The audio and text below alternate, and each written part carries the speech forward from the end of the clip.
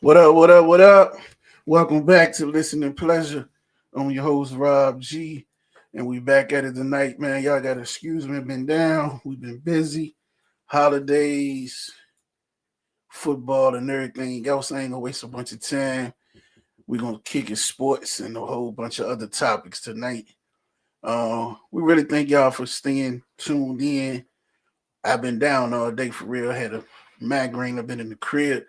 But I had a couple people like, man, it's 2, 3 weeks in a row. You said you was coming on. We need to you know, talk about something. So I'm gonna see who in the comments who want to who want to chat and do all that good stuff. My bad. I'm trying to get ready to load my guest on, my co-host, and all that. So y'all know what we say every night around this time. Like, subscribe, share, get ready for all your views and everything else. Without further ado, y'all welcome to the stage, my co-host, my main man. Y'all welcome Mike to the stage. Welcome. What? What? What up? What up? What up? What up? We What's back. going on, man? We back like recooking that bag. We was out there and shit. What up though? You heard him. Hit the button. Hit the button. June Town. All day long, man. What's up, You man? Let's already talk know. sports.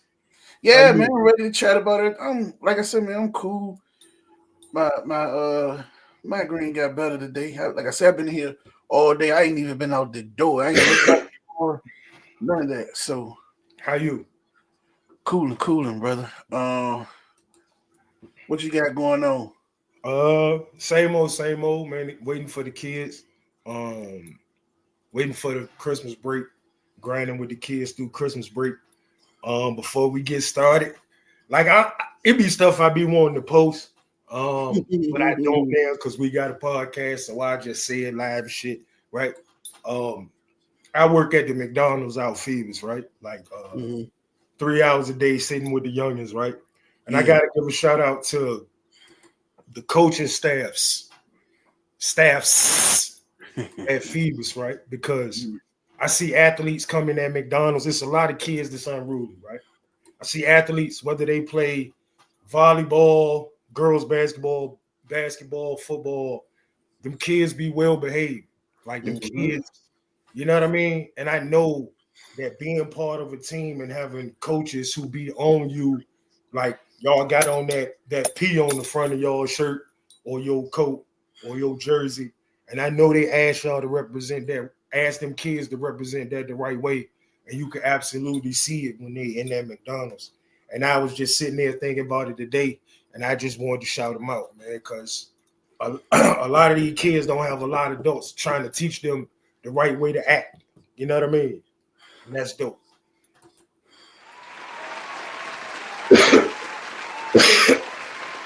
Anybody who know any of them, tag them, let them know. Man, somebody see it. Yeah. So without further ado, we're gonna welcome someone. We got a couple of guests on right now. Like we say, man, y'all want to join us? I post the link on my page again. I drop it down here. We just chatting, talking about sports, nothing playing tonight. As y'all know, I fell back from basketball, but it's on. We got some football talk. So without further ado, welcome up and in the order. We're gonna welcome y'all. Welcome to the stage. Y'all welcome Coach Silk Bell to the stage. Man, What's going on, man? What's going on, man? You know what I'm saying? Happy to be a part of, you know what I'm saying? Type shit, twin gang, you know what I'm saying? Man, we is everybody over 40 in this conversation, man. We don't do stuff like that. Hey, Come y'all on, welcome to man. the stage. Y'all welcome to the stage, my man Kenny. Y'all welcome Kenny to the stage. Come on, bro. What up? What's What up? good, What up? gang? What's going What up, on? bro? Not a whole What up, lot. bro? How you? Cool, Hey, Good, man, how man. y'all doing? hanging in there, man. Just chilling, talking sports tonight, man. Yeah, I'm So, sitting go doing a ahead. little research. Oh yeah. So, Mike, go ahead. I'm gonna give you the stage, Mike. I know you had something you want to chat about. For all right, let's boom. Let's start this way, man. Before we Okay. go into all the other stuff, let's because I know everybody got different opinion on this. Let's start with Shadua, man. Let's go on and get it all out. Let's go on and get the Shadua out the way. Let's start with Shadua. Where we start at is crazy. we can start with the San Francisco game, the Vegas game, or the whole. So for me, man, it's so much to dissect with that. How I mean, we all want to make sure the kids in the right situation. It's clearly staff and everything else don't like them. That's all I can say. You know, in so many words, you can say, "Oh, they training them, or they trying to do this, or they." That's BS. Your coach won't even say your name, bro. You know what I'm saying? That man won't even say his name. He don't address him. He don't. I mean, it's crazy. Like, so that's that. Then we get in the game where he finally get the first week of practice. I could dig it, the Wildcat situation. I ain't gonna go hard about that. But this game here, we're going for it on fourth down. You gonna put of course, if you get it, they're gonna say decent call. It ain't a great call. They go to try to put the rookie tight. If they had maybe tried a Joko or somebody, it would have been different. But you take the rookie tight end who been hot though, and you try to quarterback sneak with him. You know what I mean? Fumble the ball, and from there, it was down here. At that point, it was an 18 game. You know what I'm saying? So he haven't been playing lights out, but to me, it's a clear day between him and Dylan Gabriel. You know what I mean?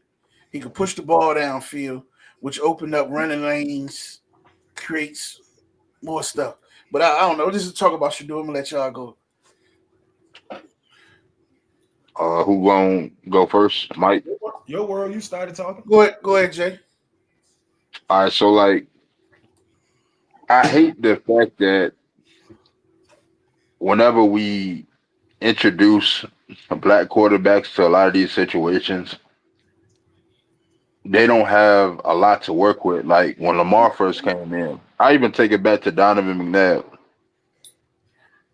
The year you gave him a tangible number one receiver, you go to the Super Bowl. Like Lamar Jackson coming to the league, and it took them years to give him like actual pieces around him. And I feel like the same shit going on with Shador. I mean, we can go do a list of black quarterbacks that have been in this situation. Justin Fields in Chicago. The only black quarterback I feel like that came in that was actually had decent pieces around him early is Jalen Hurts, but that's because the team had just come off of some success. You know what I'm saying? But in Shador's situation, you battling a lot like Jerry Judy, not a number one receiver. And he a bum. Trash. He may not a number one receiver. He probably a number three on a lot of other teams. I forgot I like Isaiah Bond. I like Njoku. I ain't even really seen them try to get Njoku involved. That's probably your best receiving option on the team. And I don't even see them drawing up that. I like him too. I like Njoku, and but I think he banged up a little bit. But the young but he playing. He playing though. Yeah. You know what I'm saying? So like I would like to see them. Like you say, he the number one option, and he a tight end, so you know everybody gonna be on him. But go ahead. So I don't think that. I think it almost hurts them to start him this year from an optic standpoint, because especially during this stretch, these last once they said he was going to be the starter against San Fran, I didn't really think that they was going to be San Fran. They got Chicago coming up. Chicago's playing well this year. Like this is a rough stretch of games for them on this back half of the season. So you combine that with the lack of talent that they're working with. I think that it's kind of almost setting them up for failure. On top of one game, I think they let Dylan Gabriel throw like 58 times or something like that. I think Shador Yeah. last game he did 25 times, or like I mean he dropped back the pass more than that. But I'm saying Now he he had only 25 attempts. right.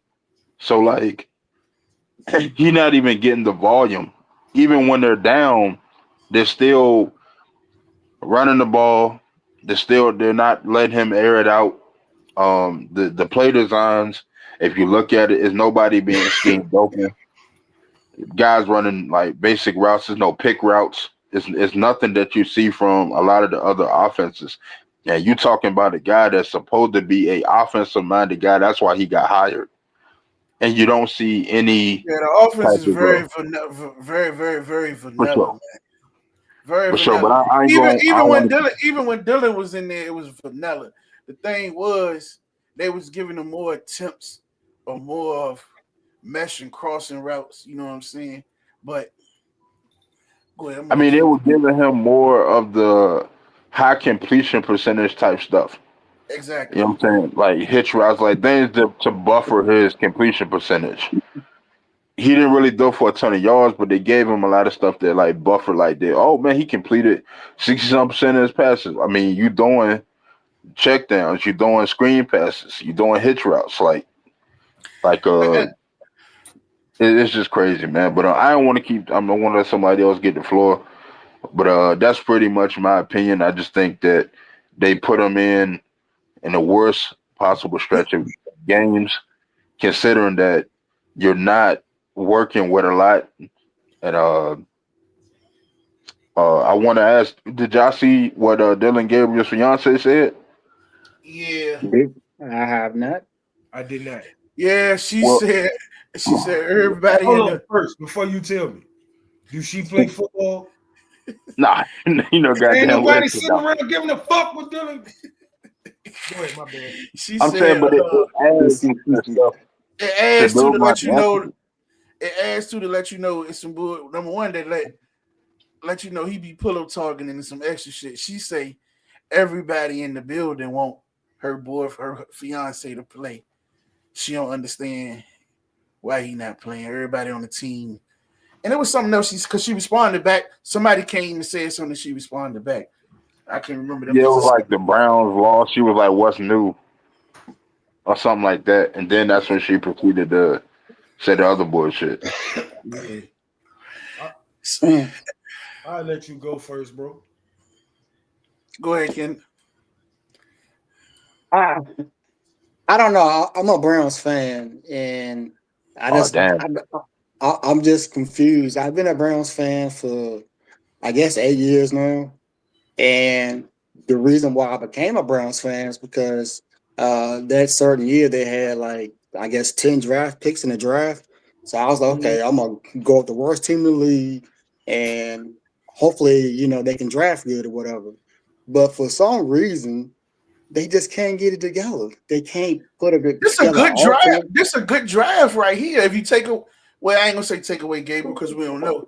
But the Schlesinger, the Fanning, Yeah, uh it's like you got like 5 or 6 dudes that's Perkins. in this draft. Yeah, it's like so this draft you could build on. Just think, and you still yeah. got a loaded draft next year. In my Except opinion, for if quarterbacks. Quarterbacks next year is doo doo. yeah, I don't know why they pushing that. So in my opinion, if I'm Cleveland, I go get what you got the number 1 pick, right? What's No, the I think record? the They're Raiders won. 3-9 now, so I don't know. The Jets the same records. Who got worse? Well, they tied in the top 3. Shit, man. My thing is, I go get Tate or one of them wide receivers, get a lineman or something, or maybe get 2 wide receivers. I'll try to trade draft picks for Stephon Diggs. Nah, He gonna kill the locker room. He gonna kill the locker room. Man, you can say what you want. What Stephon Diggs is, he is young quarterback friendly. He is young quarterback friendly, bro. Like he do it for every young quarterback he go play for, bro. He is young quarterback friendly, yo. Like I would trade a couple of them draft picks, try to get Stephon Diggs while if the Patriots building. And if anything, I try to go get AJ Brown. If you anything, probably could get him, like yeah, because you probably could get him cheaper. I can go for that. AJ Brown younger too. But for me when it comes to Shedeur. Like before we even can really analyze them, we got to get motherfuckers that don't want them there out the building. Like if you gonna give them a legit chance, you gotta get people who believe in them. That's first. Like for like, and Silk, we talked about this all the time in our flag league. To be a quarterback where every single throw is under a microscope and can be the throw that make it so you're not playing no more, it's fucking crazy. The one thing a quarterback gotta have is confidence that I'm gonna the kill hands. I'm gonna be out here playing. So when you put me under this microscope where I'm nervous about everything I do, I can't play free. That's first. Second, listen, man, the altercation on the sideline.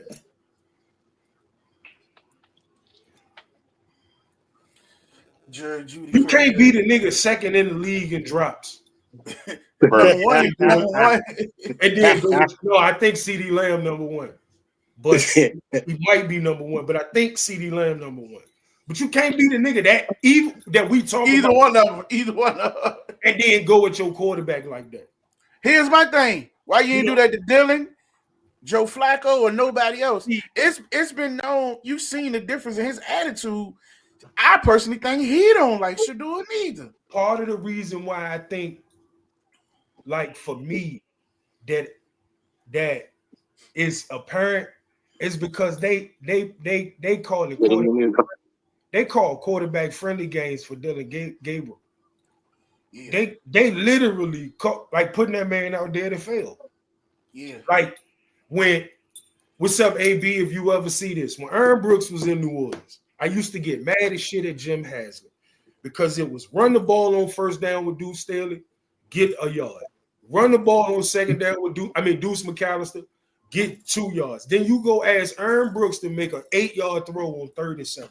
And then get mad when your quarterback, like the offense so fucking vanilla and quarterback unfriendly. How you expect this man to have any type of success?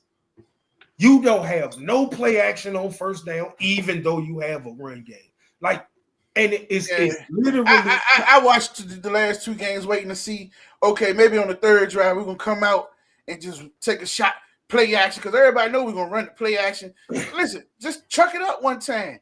Judy got speed, he going to drop it. Let's chuck it up, and we got Bond. Let's chuck it up. No, but see, that's the thing. As a quarterback, you can't, and I ain't going to get into that. If we get into it, we do. But you can't be the guy that's screaming for the ball, and then when the quarterback turn and you the first read because you don't think the ball coming, you ain't running your route hard. Correct.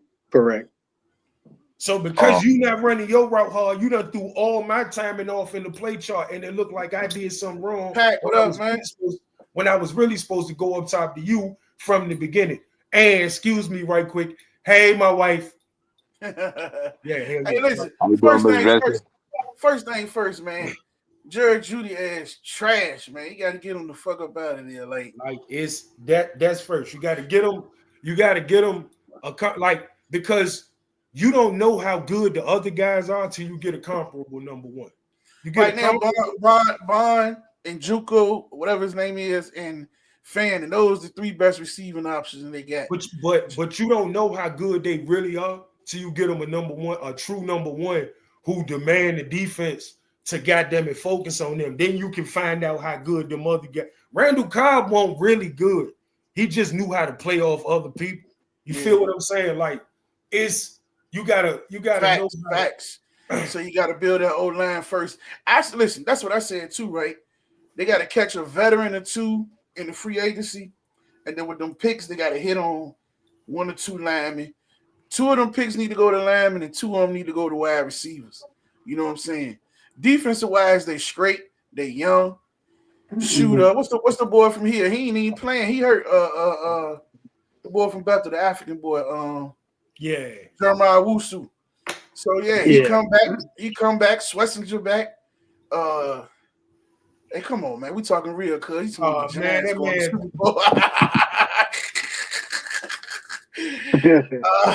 But yeah, so I just think with that, man, they got something. And then listen, Shedeur cheap. You know what I'm saying? Right now, you got him for cheap, 5th round pick. You want me to tell you something? I think though, I think his whole career he gonna be cheap. I think to build championships around him, he gonna always take less than he can get. Yeah, I truly believe that. it depends. Let me see. D say, yeah, he has to go. Yeah, Judy got to go, man. Let's see. Y'all heard his press conferences off trust, and he don't trust that line for sure. Order him. Yeah, you can't trust no wide receivers. The line, listen. This game, the line won't horrible. Even against the Raiders, they won't horrible. It was doable. But when the play calling so shitty, man, you know what I'm saying? When you look at them route combinations and you got everybody running across in a 2-3 yard window, and then the dude you relying on for the big hit, he's some trash. Everybody's throwing him the ball, man. That's why they got rid of him out of Denver, man. For some dirt. Who would be the ideal coach for Cleveland since they can't put it all together? They can't develop quarterbacks. They can't put it together any kind of way. Who would be the ideal quarterback to put in Cleveland? I got the perfect OC for him. I ain't saying he's great. I wouldn't take him as a head coach. But I think as far as offense, that nigga Mike McDaniel, the head coach at Miami. Listen, this nigga has a beautiful offensive structure. Okay. Can I speak on Mike McDaniel right quick? For a reason. Yeah, go ahead. You ready? I listen, bro. So it's this narrative going around, right? And I'm glad you brought up Mike McDaniel. It's this narrative going around. It's this narrative going around that you can't understand sports if you ain't played at the highest level and blah, blah, blah, blah, blah, blah, blah. Man, that man looked like an extra from Revenge on the Nerds. That man ain't never tackled nobody in his goddamn life. Ever. We old enough. Jay, you might not be. Y'all remember the movie Lucas with Corey Haim when he almost died on the football field trying to catch a pass? Man, he looked like Lucas, bro. Like that man not. And you're right, he's a great offensive man. I'm just speaking on the fact that I can talk sports with anybody. Bitch, strap up. Oh, my bad. All right, calm down. But listen, his question is head coach, because the head coach gonna have to take a lot of the ball. He gonna have to make sure everything ran structured. As far as head coaching, go ahead. I got a combination. I might try to go get Ryan Day and pay that nigga whatever he want. I might try to go get Ryan. I don't really know if you want any retreads like in the league necessarily right now. But I kind of disagree with you on the Ryan Day thing because I've been doing some research now. Ryan Day does not make Ohio State. You know who makes Ohio State Ohio State? Brian Hartline. You know why? I did my research. I got the research right here. Brian Hartline is responsible for almost $1 billion in NFL contracts. That's just from wide receivers and tight ends what he coaches. If he leaves Ohio State is finished. And he almost left yesterday. He almost took the Kentucky job, but didn't get chosen for it. But if Brian Hartline leaves, Ohio State's finished. I mean, I'm saying, but we talking about getting a person that knows how to delegate, like, and oversee the team. I got something for you. What about this combination, right? You say you going with McDaniel as the offensive coordinator, right? Right. I think they may get rid of him this year. You don't think Mike T will be a good head coach for that situation with McDaniel as the OC? Yeah, but I just don't see him leaving. So I ain't even want to talk about and I don't think that Mike McDaniels is like Tomlin type of guy though. Like he looks soft. Like I think he gonna look at that nigga like Mike do. That man might not be able to do 7 push-ups in a row, man. So like I don't think that's what Mike Tomlin. Mike Tomlin, on top of like Mike Tomlin likes a heavy run style offense. Like he don't like all the like pretty shit. Yeah. Like Mike Daniel is just very, very creative, and he can create space. Like just the way that they go about how they run their offense, even with Tyreek, just the unique way they do their offense with like I don't even see Cleveland like they're not even stacking receivers. You don't see a lot of motion. It's hard to say he a real. Listen, man, and I ain't taking nothing from him, man. Well, you got Waddle, Tyreek, and all them weapons. I In said there. they don't have Tyreek right now. I'm saying that the even with what they have now, they still look like a competent offense. Is what I'm saying. Yeah. Yeah. Like What about? you just got Tua at quarterback. He just turned the ball over too much. Yeah, I don't know. Somebody But else. I'm trying to think of somebody different that could deserve. Well, why you thinking somebody else? Let me put my Mike V 2 cents in and go off on the tangent. He yeah, brought up Ohio State, which made me think about Penn State. How the fuck is Penn State still in business? All that freaky Friday. I know you shit. listen. Hey, hold that. I want to go to that later. When we talk about that, I want to talk about that and some other stuff that go into that. What? Hold that one. Hold that one. Man. We're gonna feed into that right off the Virginia Tech spin because we'll be talking about Franklin and everything. Then we could go to Penn State. That's yeah. but so Coaching, man. That's. I mean, there's so many dudes that been done dirty, man. Like let's just go into coaching. I don't know if he a good coach or not, but the way New England played Gerard Mayo, you know. Listen, bro. I swear to God, that man didn't want the job. He said, "No, I don't want it." They say, "Take the job." He said, "No, I stay the coordinator. Take the job. We're gonna ride with you." Blah blah blah. You made him take the job just to fire him and don't even put him on the. You know what I'm saying? yeah, that's tough. Like, damn if you do, damn if you don't type of situation. So you know part of the reason that I'm happy that Pittsburgh going through what Pittsburgh going through is because you had them two black quarterbacks and neither one of them played bad for you last year. Neither one of them. And for you to not give them a shot to prove that they could like I'm a firm believer that it's goofy to ask any quarterback in the world to be great in 1 year and not give him another chance in the same system, on the same team, with the same people. All like I just think it's goofy. And the way that they did because I think Justin Fields played better than Russell Wilson, even though Russell Wilson looked better to people, maybe. But for them not to give either one of them a chance coming in, I'm glad that Aaron Rodgers getting his ass kicked all over the football field. and not even to that jump. They could have took Shador, but here's another coach that I felt got. Fuck. While y'all thinking about coaches, because I would think you would have to get somebody who's gonna be the coach and the GM where they can control the narrative from top to bottom, roster and all. I don't think they're gonna do that, but go ahead. But see, and that's why I don't know. Well, the Andrew Berry wanted Shador, so that's not really an issue. That's the GM of to me, all them picks was his picks except for Dylan Gabriel. He gave Stefanski one pick, and he picked. And y'all know they tied together. They got the same agent and all that. Then you already know they had him and Shador had the little beef from college anyway. So the thing that's the craziest to me, like I watched the interview with Cam Ward, where Cam Ward said all year long, we didn't know who was going to go 1 and who was going to go 2 between me and Shador.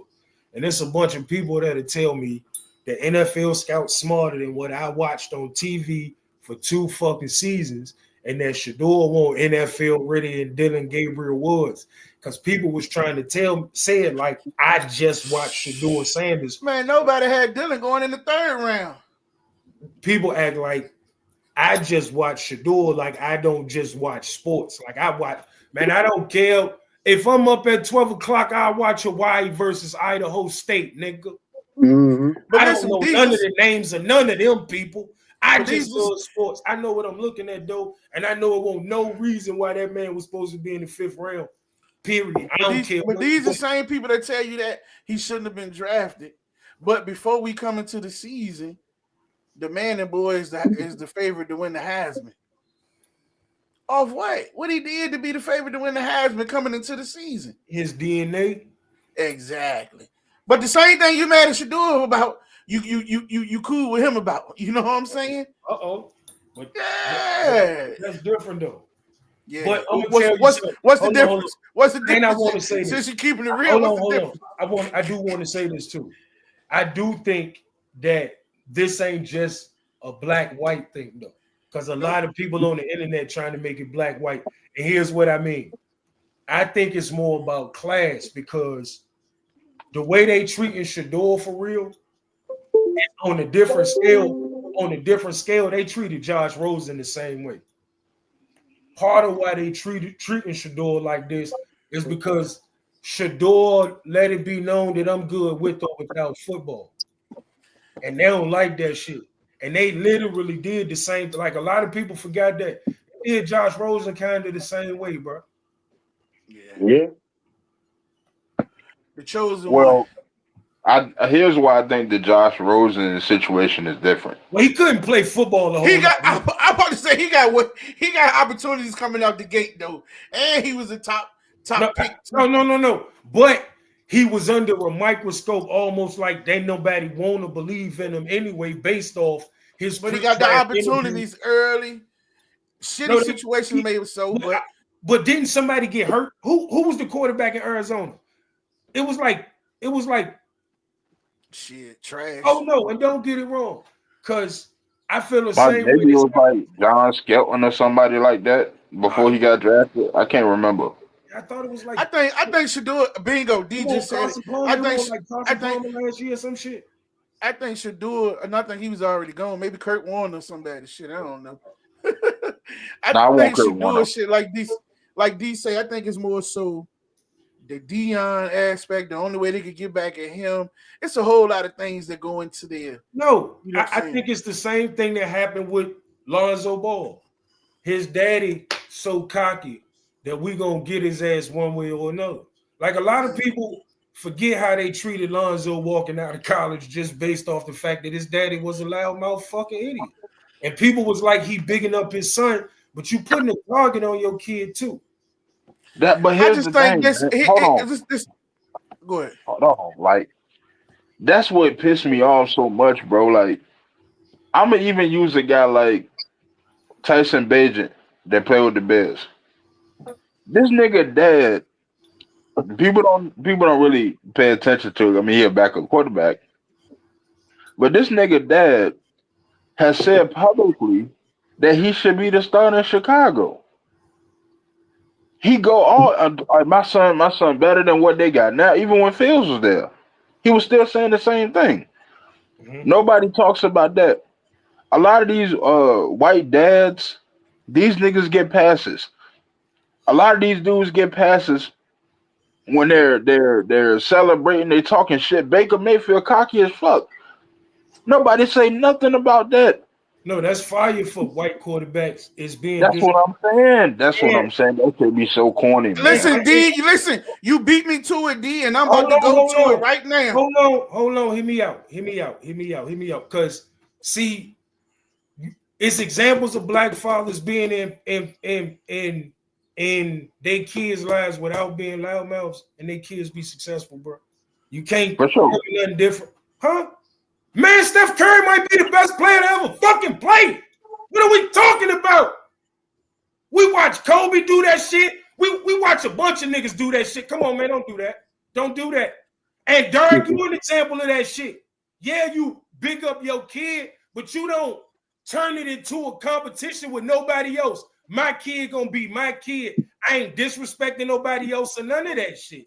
I'm standing on the merit of my kid. These niggas go above and beyond to be asses, bro, and that's different. We don't have to be the show. So what about like with LeBron and hear me out. Because if you got talent, that shit gonna speak for itself. If you do the right shit, it's gonna speak for itself. I watched it 1,000 times. We don't have to be that. We don't have to be that. Because the reality of it is, because all of LeVar Ball kids is talented, all them niggas was gonna have their NBA shot anyway. You didn't have to be, goddamn it, on TV drawing a target on your kid, and then the NBA don't like it, so they give him Patrick Beverly in his first game and tell the referees, and you can look this shit up. Patrick Beverly talk about it. And Pat talked to the referees, and they let him beat up on that kid in his first NBA game. And I believe it fucked up his whole fucking career. To me, I mean, injuries. I think injuries probably did more than that fucked his career. Like the nigga hurt all the time. That's part of it too, so but you know what so the fuck I mean. We gonna switch it up a little bit. They talk about how good the son is. Hey, D, that's not true. That nigga LeVar Ball, while Lonzo was in college, got on TV and said, "My son better than Steph Curry right now. Ain't nothing Steph Curry can do with my son. Ain't nothing LeBron can do with my son."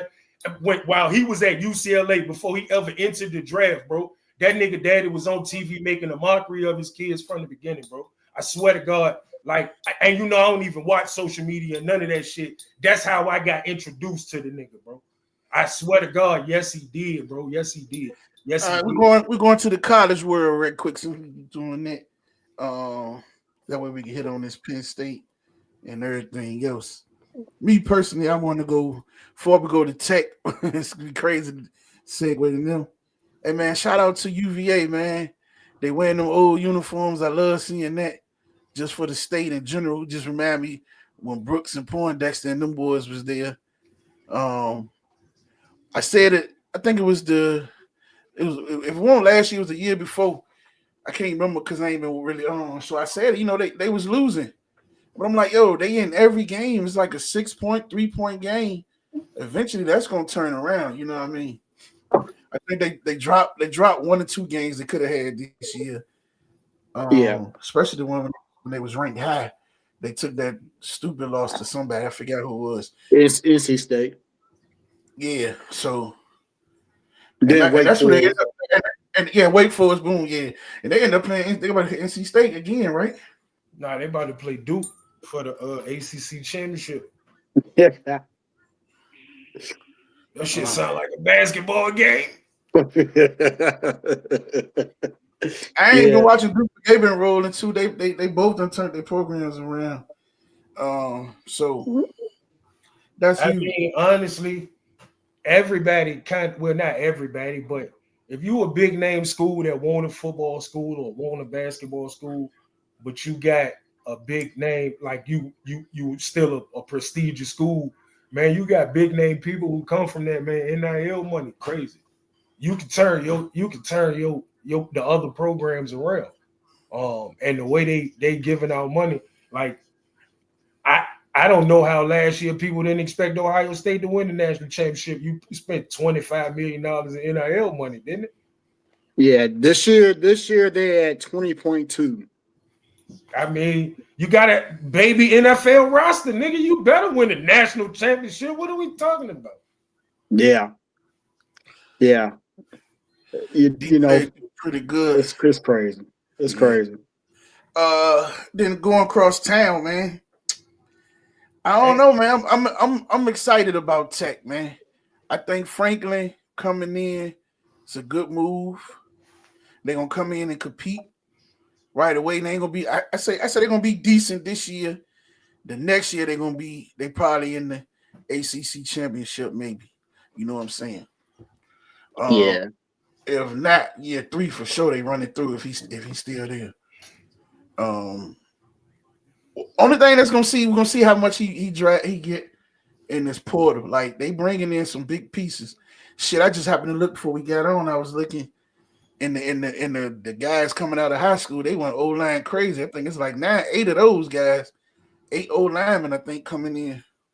8 linemen. I ain't gonna say O-linemen because some was D linemen. Well, I think it's 3 D linemen and 8 offensive linemen total so far. Well, I truly believe it don't matter what level of sports or football you playing, that's where your team started. Like, yeah, we know the names of people who touch on the ball, but championships are won from people who make it so then people get to do stuff with the ball. Facts. As an Eagles fan, I ain't never shied away from talking about that the offensive line and the defensive line are the stars of my team. I don't care who the people are with the other jerseys on. Like Mhm. build a team, you build a team the right way, and that start since I was a kid from being able to change the line of scrimmage, whichever side of the ball you want. I look at, um, I just think dude coach a good solid team. He didn't get a couple of big games done, but he definitely be on his thing. But he won 2 CFP games last year. He was a game away from the national championship game, and he still got fired. Yeah. That's what gets me. To me, my whole thing is what you're replacing them with. You firing them for what? You let social media tell you the hot seat got to be on them. He helped turn your program where your program wasn't. I don't know, man. It's just crazy. Yeah. But to me, a big part of the stability of coaches, players, any of that is 24-hour sports talk and social media. Like we allow people to just create narratives about, like, and I hate to go off a little bit, but think about that 1 year in LA, what it did to Russell Westbrook, how they tried to change the narrative of that man's career like he ain't as great as he really is. And Yeah. it was just sports talk and fans. It wasn't like if you talk to the people in the mix, they was like, man, I don't know what the fuck these people talking about. But we still let that become the narrative. And I said that to say, like Rob, when we was talking, like for all the games that James Franklin won at Penn State, man, that man's career was judged simply by playing Ohio State, playing Michigan, and whether or not you won the Big Ten. Period. But then here's the thing. Like I said, here we go. We just said Ohio State should have easily won the championship. You get mad at him for losing to the team that won it. In the last 3-4 years, how many times have Ohio State been in that thing? 2. And then you got to remember, Michigan won in 1 year. And Michigan. Yeah. So you basically saying in the last 3 years, you fired him for losing to the national championships, national champions. Like, that's horrible, bro. What are we talking about? It is. With this recruiting class that he's done so far, yeah. Now, I think you judge recruiting of how far you can reach out and get your recruits. So check this out. He got 8 recruits from Virginia, 2 from New Jersey, 1 for Alabama, 1 for California, 1 from DC, 1 from Florida, 1 from Michigan, 1 from Minnesota, 1 from North Carolina, Pennsylvania, South Carolina. And National Signing Day is tomorrow, so it's gonna be more recruits coming. Yep. So he's doing pretty good. Yeah, so I think it's gonna be a complete overhaul. Like he bringing these young guys in, and I think he's gonna bring about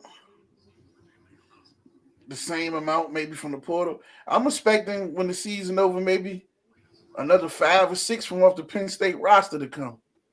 That's just my opinion. I think it's gonna happen tomorrow. Yeah. That's gonna happen tomorrow. And then also funding is up for Virginia Tech big time. I'm not gonna really brag too much about this, but one company gave $20 million to make this thing work for Franklin. One company gave $20 million. And I personally know somebody who gave 123 acres of land to Tech to make this thing work too. So it's a lot of people that really want to win, and they're stretching whatever funds they can to turn this thing around. And I know UVA has a lot of NIL money. UVA, I think, is number 14 in total NIL for this year. Their NIL for this year was $12.7 million. So, I mean, these teams are dead serious about this, man. It's this NIL money is crazy, but NIL money is only one factor that you got to have to put together a football team.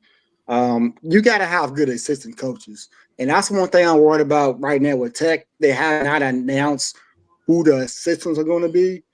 And once they do that, I think I'll feel a whole lot better.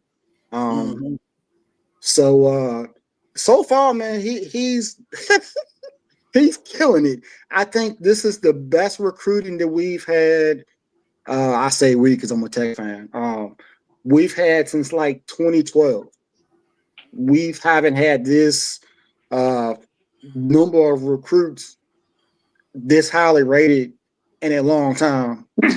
And also, I was doing a little bit of research today, not to get off the Tech topic or whatever, but when you look like in 247, they say how many commits like these teams got. You realize that UNC this year, this cycle, has 39 commits. They got 39 kids coming in this cycle, and they have an NIL of oh my gosh, it's up there. It's like 14 million. They got that Jordan money, so they could snap off next year and pull it off too. I know Belichick his first year ain't been doing that good, but with that money and those kids going in and out, they could pop off too. But I think Virginia Tech is gonna they're gonna be back, man. And we've got I think 7 of the top 15 recruits in the state this year. But the thing that Franklin's going to have to break into is he's going to have to start breaking into this top 5. Now, the top 5 kids went to South Carolina, and all these other universities. Oh, Michigan. Michigan has 5 of the top 10 kids in Virginia. 5. Yeah, but they connected. They got that, and they got that bread. They got a couple of. They've been getting from kids from VA for the last couple of years, though. Their NIL is $16.3 million this year. $16 million. That's crazy. Yeah. Them kids are making money, man. These say UVA quarterback get crazy NIL money. Yep. At 14. Can I say something? Yes, sir. What? When he brought up UNC, that's something definitely that I've been talking about, man. And it's sad that I gotta say this, man. But one of the greatest coaches of all time, that nigga making a mockery, man. And I'm talking about off-field stuff, the on-field stuff. Like, one of the biggest things that you had to respect about this nigga Belichick is like getting it. He kind of walked it like you talked it, like I don't want y'all going out here being a distraction to the team. I don't want y'all doing anything that makes more headlines than the winning. The winning should be the headline. The team is the headline, not an individual. Yeah. More people were talking about who this nigga dating than the on-field product. But that wasn't him though. He flashed. Hear me out. Yeah, he is though. What I'm showing saying up with his girl like any other man would. They just hate that she young. Go ahead. Hear me out though. So, say for instance, Rob, you show up to like a kid's game, like you going out there to like a high school, you know what I'm saying, something like that, and you just got like you pull up on some like almost pimp shit. Like, it's the imagery. Like, date who you want. I get that. It's what you perceive it as though. Because to me, like, he didn't get pimp vibes. He didn't get pimp jump. You just know he old as fuck, and you know she young as fuck. So you figuring it got to be something there. That man having fun, enjoying his life. He ain't say nothing crazy about his wife. He ain't do nothing crazy. Just showed up with her on his side. the internet took it and ran with it. He didn't do that. But see, I'm saying, my point though is even in New England, those guys were not doing this type of stuff. Is what I'm saying. I'm talking Like about kids to professionals though. That's a whole different level too though. But go ahead. these, I'm saying. I mean, they college guys is still young. You know what I'm saying? It's still impressionable. On top of like you've been losing since Brady left. They had the 1 year. I think they went to the playoffs with Mac Jones. Like you hired fucking Matt Patricia to be your OC. I think he's doing a phenomenal job. I think he at Ohio State now at the DC. Yeah. Ohio State, yeah. Yeah, like you were just doing stuff that was tarnishing your legacy before you even went to UNC.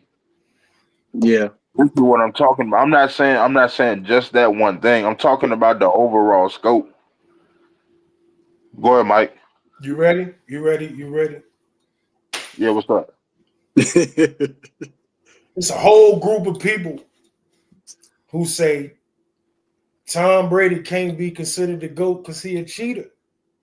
But then it turned right back around and called Belichick the greatest coach like he won't part of that cheating shit. And I can't subscribe to that shit. I don't give a fuck about X's and O's and none of that shit. Fair. If you call one of them a cheater, you got to call both of them a cheater, right? Facts. Andy regardless Reid of- don't have no scandal. Fucking Bill Parcells don't have no. Well, Bill Parcells let a nigga play on goddamn it, illegal drugs. If you don't ain't steroids, you ain't never seen a crackhead put a goddamn entertainment cab at 2:00 in the morning. And man, Lawrence Taylor admittedly talk about smoking crack before playing football. Y'all call him the greatest player ever. But you tell me Barry Bonds ain't the greatest player ever because he used steroids? Man, that's the craziest shit ever.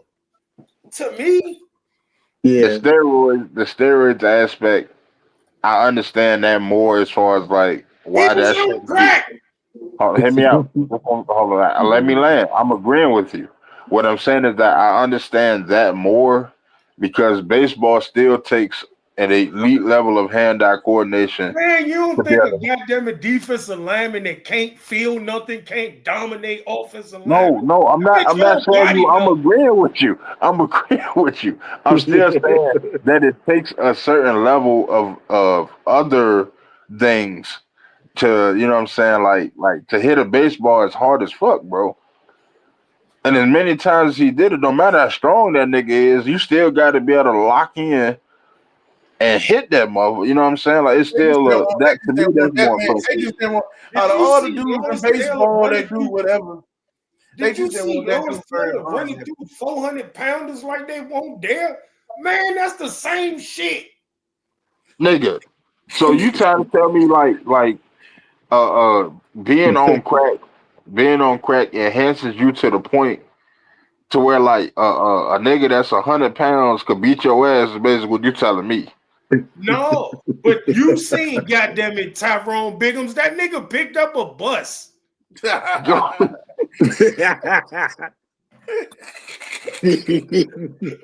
nigga terrible, man. Yeah, listen. I get what you're saying, but to me, I don't agree. The crack smoking, that shit ain't nothing like the steroid. Like That shit is a goddamn. Man, me and Craig used to smoke blunts and dominate football fields. You don't think? And we was not in pads. That man is smoking crack and then running over top of 400-pound people. Yo, Man, that's more inspirational than anything. Man, goddamn it. That man heart pumping a mile a minute for 3 hours straight. Man, he go in at halftime and get souped up. Man, fuck that. Hell no. Man, highs don't last that long, I heard. Music and Lawrence Taylor. Y'all cheating. Unless you're saying he's smoking it before the game and at halftime. Man, or I don't smoking know other how people's true the quarters. story is, but it's a story that I heard that nigga was in D.C., goddamn it, walking up with his jersey on looking for crack 2 hours before a game. I don't know how true it was, but you also seen the interview where that nigga said he was on the field thinking about smoking crack. I mean, that's another way, right? A whole, That's a whole lot, up. a whole lot of dudes. Listen, that's like in the NBA. Them dudes was doing shit at halftime and everything during the games back in the days. They used to drink, smoke, and do all they No, okay. drugs of See, choice here's the during the thing. game. Hold on. Here's the thing. Everybody was doing steroids. Like it won't like the pitchers won't doing steroids and all that shit too. But see, listen, that's what I Roger said about Clemens. that's what I said about the Bonds joint. It was clear that they just didn't want. They was on him for No, out of all them dudes. Yeah, But see, That's- Barry Bonds was a Hall of Famer before he went to San Francisco. He was a Hall of Famer when he was skinny. The steroids was just a bonus. But if you base his numbers off before he went to San Francisco and actually got on steroids, he had Hall of Fame numbers. yeah, no, that's the facts. yeah. And they So, gonna do him just like they did Pete Rose. They ain't gonna let him get in until he died. Man, that's heartbreaking, man. That's heartbreaking. They did that Well- man dirty. Well, Pete Rose, I feel like is much. If I find out a teammate on steroids, but you're still helping my team, I can't be as mad about that. But a nigga just flat out being like, let me point shave, let me. That's a much harder pill to swallow, in my opinion. Yeah. Like a nigga that's on steroids, like you're trying to get better, albeit by nefarious actions. You're still trying to get better to overall help the team.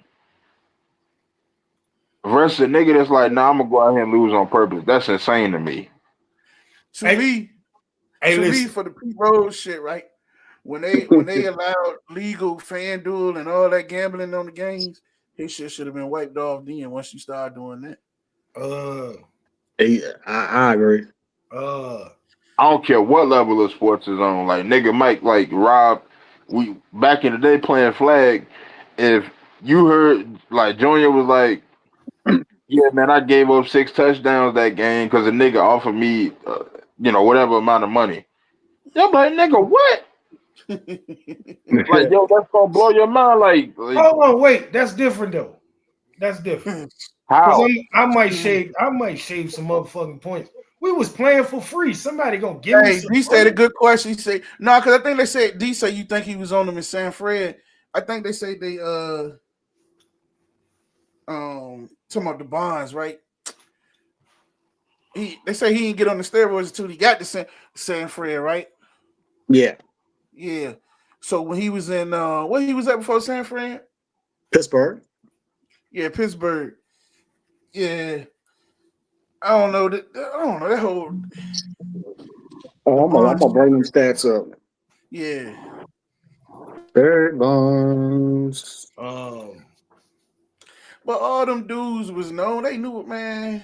No, I'm just kind of fair. If you're gonna call one person a cheater, you can't then that like you can't going back to Belichick and Tom Brady. Like they attached that to hip. So if you're gonna call one of them niggas a goddamn cheater, like it won't like Belichick was out them seasons. Like, and I believe Belichick more responsible for Spygate, while I might think Tom Brady is more responsible for Deflategate. So if Belichick more responsible for Spygate, how the fuck they ain't held to the same standard? I think that's stupid. Well, so I feel like without that, even without that, you know what I'm saying? Like I still think he is one of the greatest coaches of all time. Like that's not debatable. Football. What? Huh? What the hell? Why is not? You It's talking not about football? debatable. Yeah, Like if you yeah. add, if you listen, because here's the thing now. The Deflategate, they won the Super Bowl. Spygate, they won the Super Bowl. Right. And something else they was involved in. So 3 of those bowls you take away. Hold on. He still has Bowles as a coordinator. He still has Bowles as a head coach. He still will be one of the greatest coaches of all time. Hold on. If I ain't mistaken, like won't Spygate in like on the way to the 3rd Super Bowl? Or was it the second? Second or third. So how we know we should be completely sure that the ones before that came from Spygate, because we only found out about Spygate because a coach who was on his staff that was winning. I want to say it was Eric Mangini. He was winning, getting them shits, and then when he won't there no more, then he told. So we don't know how long that nigga was doing that shit, right? And if we they went the Spygate shit. He said, how was it cheating to everybody? The Spygate shit, I think they went to the people practices and recorded that shit, right? If we got equal talent, if me and you, if you coaching and I'm coaching, and we got equal talent, and I know your plays and signals, bitch, I'ma beat your ass. He said, how was it? Yeah, I think they got caught recording people's signals and all the other shit. Signals, like play calls, hand signals, all that shit. Like, yeah. But I mean, also like a lot of that shit too was during the game. I think they would also be recording little stuff. You know, as far as like recording like coaches talking and shit. That's why a lot of coaches cover their mouth now. Yeah. Hey. Listen, I think a lot of y'all really good coaches, and I ain't saying that to butter niggas up and shit. Man, if we got equal talent and I know your plays, man, I'm gonna bust your ass. I don't care who you are. I bust Bill Belichick ass. You let me know what he calling every time I step to the line of scrimmage. I'll bust that nigga ass. I feel like that only works. It's about sports, nigga. I feel like that only works like for defensive signals anyway.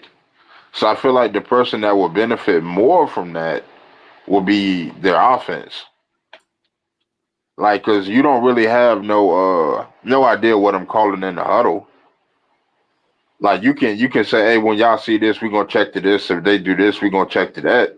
You can say that, but you still don't have an idea of necessarily what they're calling in the huddle. Man, you can talk about it in any way, shape, or form you want to. I'm gonna say it as plain as possible, bro. If I know your plays, I'm gonna see and we got, but you can't say that they do their plays. Listen, bro, you can't say that. They know hand signals. What the fuck? All right, so hold on. If I come out of I-4 12 times in a row, you gonna know what I'm calling every single time. Okay, just tell me I-4. So hold on. It might help me more on one side of the ball than the other. It don't matter. I'm still gonna bust your ass. I got a leg up because I know when your hand signals do whatever your hand signals do. I know what that means. What the fuck? I kind of agree. Oh shit! What I do? I kind of agree to a point. Because if you know, like you're saying, if you know the D, I just sent you the link. You got to click the link and jump on from there. Oh shit! The first time D Nizzy jumping on. Yeah. and I swear to God, that's not taking nothing from nobody, bro. That's not like I think if you know my plays, you gonna beat my. If you know when I'm on the sideline and I hold this card up with these 4 boxes up, and this one in the right is the Oregon Duck, and we run a receiver screen every time the Oregon Duck is in the right hand corner, man, you gonna beat my ass. I don't give a fuck man. That is crazy. But I think my argument is not that if you know everything I'm doing, that you wouldn't have a leg up. That's not my argument. My argument is you do not know what I'm calling in the huddle. I can go for that. But that's what I'm saying. Like it does not matter. It does not matter. It does not matter what is going on. You do not know what I'm calling in the huddle, other than if we're having certain hand signals and stuff like that. Other than that, but again, like you don't know. They was recording though, bro. Y'all welcome D to the stage. Welcome to the stage, D. First time on. What up, bro? Yeah. Right. Hey, look, I want to say this, Mike. You wrong, Mike. All I'm gonna say, listen. I get what you're saying. You knowing the calls, you knowing the signals. that give you a little advantage. You know what I'm saying? But your team still got to execute, Mike. Here go the second part to it. Why you think them niggas cover their mouths, bruh?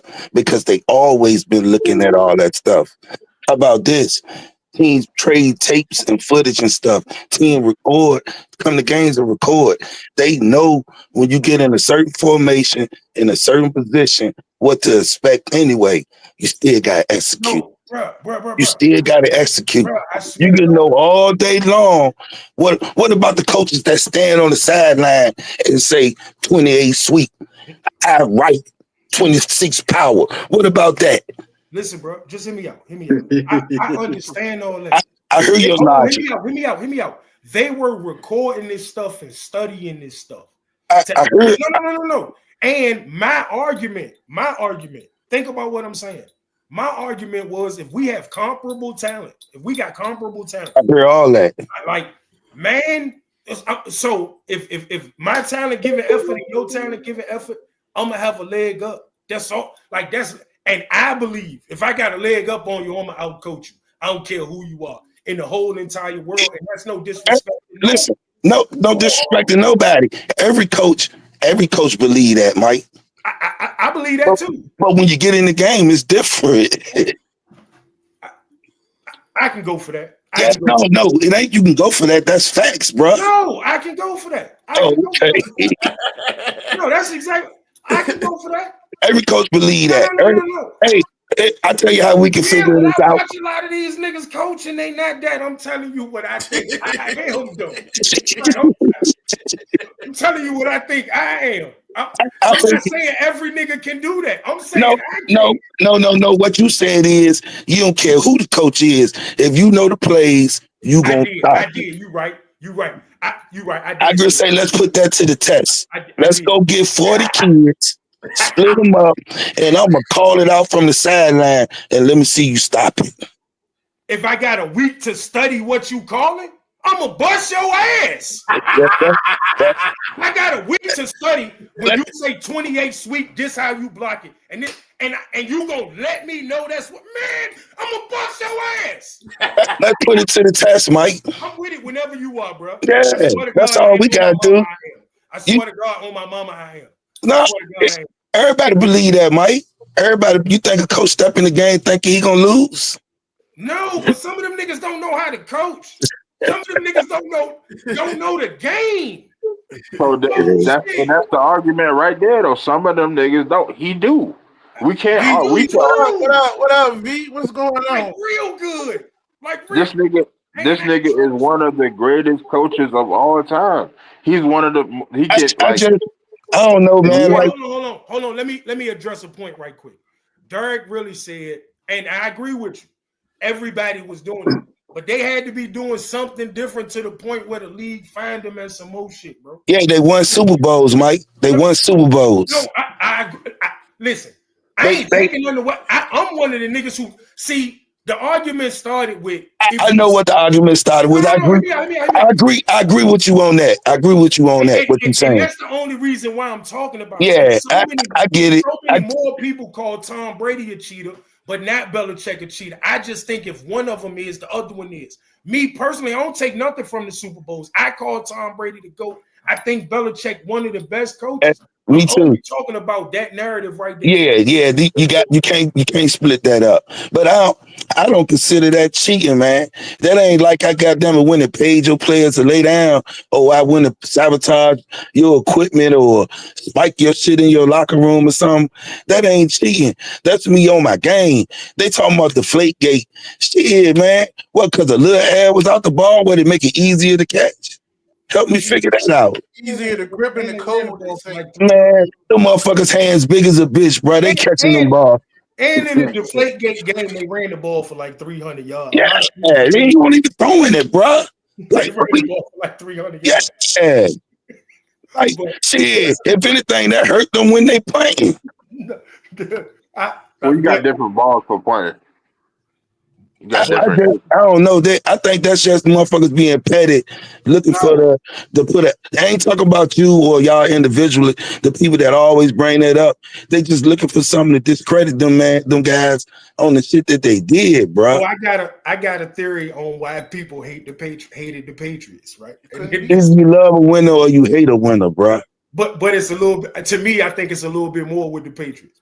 Because that was a bunch of white boys busting a bunch of niggas' asses. That's what that was, a bunch of white boys busting a bunch of niggas' asses. Man, they were coaching, bro. They listen, a well-oiled machine, bro.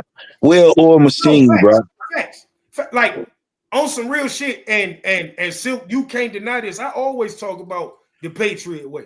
Like, I think the Patriot way is the way to go win. Man, if we ain't focused if you ain't focused on winning, get the fuck from around here. Listen to players talk. Listen to players talk that played for them then and then went somewhere else. Everything they did was totally different, bro. They was prepared for everything. No, facts. And they respected that is the fact. Once they left. And they had the perfect guys, the leader and everything. No, that is the facts. I just think it's bullshit because that's why them dudes go through so much now to cover their mouth, the hat. That's why you got 3 and 4 guys sending in signals. Motherfuckers been recording that shit and watching that shit. Everybody looking for every advantage they can get on the field without crossing the lines. I can go for that. What y'all think about Florida hiring what's his name? What's it? Somerville? Ain't that who they hired as their coach? Who they hired, Kenny? Oh, what school again? Florida. He was from Tulane. Yeah, Somerville, ain't it? Somerville, something like that. Yeah. Summerall. Yeah, Somerville. Yeah. As a Gators fan, I don't really know a lot about them. I don't really watch Tulane like that. They was hot 2 years ago. That was the move they should have made. Yeah. I could say don't nobody really know about Tulane, but that dude made them hot. Yeah. My thing is, you putting a lot of pressure on them, bringing them to the SEC, and Florida been kind of iffy the last couple of years. So, yeah, I don't know what Florida's deal is, man. They got $15 million a year in NIL money, and they just can't be in the top 5 of the SEC for some reason. I don't know what shit. It'd be simple. You can't play college football without having a solid quarterback. Exactly. It's literally that simple, bro. Exactly. It's literally that simple. You can't. It's almost like college basketball. If you don't have a legit point guard, man, your team playing for nothing for real. Playing for nothing. Like it, and Florida just can't hit on the guys they bring in to play quarterback. Hey, and listen, man. It's like they get the same type of dude over and over. It seemed like. Mm-hmm. Like Anthony Richardson. I was just about to. They lucked up with him, and he just had the deep ball with all the talent around him. They lucked up getting by with him for a little while, but they've been getting quarterbacks like that, bro. And let me say this, and I don't know the kid, and if it is what it is, it's guys like Anthony Richardson that piss me off about this shit, because a guy like Anthony Richardson get every opportunity to fuck it up, and the nigga Tyrod won't get one shot to show niggas he can really play football, and that shit drive me nuts. Tyrod just had a hard break, bro. Look at all the injuries. Soon as he be ready to take over, something happened to him. He just had quite a rough, bro. But then in Cleveland, he gave them the first non-loss in fucking 2 seasons, and in the second game you pull him for Baker. You don't even give them a chance to play with them people. Yeah. Yeah, the play calling was totally different too. And one man routes. Not to mention, he won't never supposed to left Buffalo for a motherfucker named Nate Peterman, who had 4 interceptions in his first 6 fucking pass attempts. And that dude's still in the league, man. Still in the league. And not to mention, he took Buffalo to their first playoffs in 20-something years. Him and Shady with one leg, bro. That is crazy. And it y'all want to hear something funny? Yeah. Y'all want to hear something funny? All right, so when y'all first started off talking about Penn State, how they can't get a coach. All right, so they were supposed to get the BYU coach, right? Yeah. All right. So Y'all know about crumble cookies? You ever ate crumble Yeah, cookies? yeah. I seen it, Okay. but I ain't never had it. All right. So, the billionaires that support BYU got wind of it that he was going to leave. All right. So the coach was only making $4 million a year at BYU. When the billionaires got wind of it that he was going to, particularly leave to go to PSU, they stomped in, gave this man a 9.5. They bumped his salary up to $9.5 million from $4 million. Okay. And gave him $15 million in NIL money. Jesus Christ. Well, goddamn. Yeah. But he listen. That's why Penn State don't have a coach right now. They keep and BYU like it for they simple to what they do, the type of players they want. He stay with them type of players. That whole type of it's a culture and everything with them people. So that's because them players they like 30 years old playing college football because they go on those missions and stuff. Mormon missions and all that shit. Well, yeah, they're like 25 years old when they come back. I personally think Penn State is Sodom and Gomorrah and should have been burned to the motherfucking ground. So I kind of root against them all the time. Yeah, they got even if you don't go to whole well shit.